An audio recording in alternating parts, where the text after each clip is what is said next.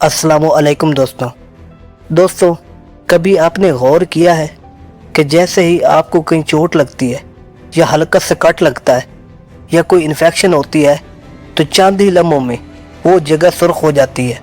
आप इसे देखकर परेशान हो जाते हैं कि ये ज़ख्म रेड हो गया है और ये मुझे नुकसान पहुंचाएगा।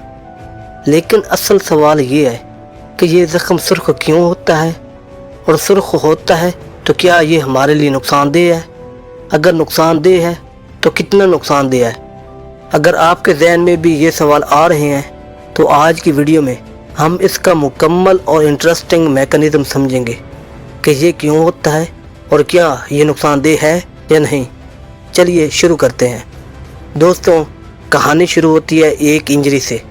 जैसे ही आपकी स्किन को कट लगता है या कोई बैक्टीरिया अंदर दाखिल होता है तो सबसे पहले हमारे जिस्म के सेल्स डैमेज होने लगते हैं, और ये डैमेज सेल खामोश नहीं रहते। ये फ़ौरन कुछ ख़ास सिग्नल्स खारिज करते हैं जो जिस्म को बताते हैं यहाँ प्रॉब्लम हो गई है।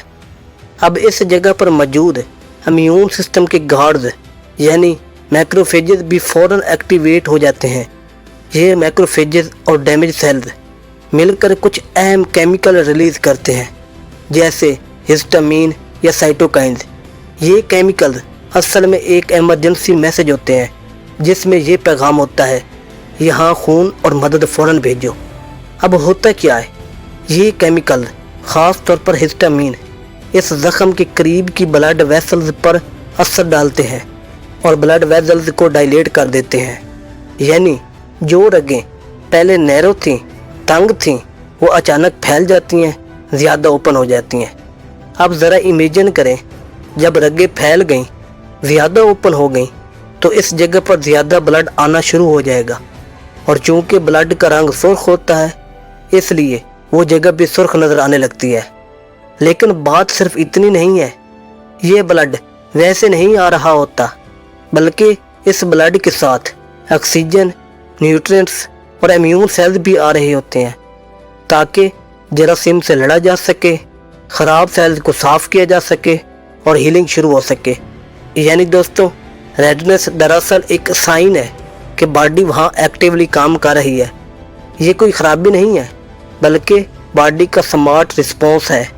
दोस्तों, यहाँ एक अहम बात समझ लें, अगर ज़ख्म की लाली रेडनेस चंद दिनों तक रहे तो ये आम बात है और ज़ख्म ठीक होने का हिस्सा होती है।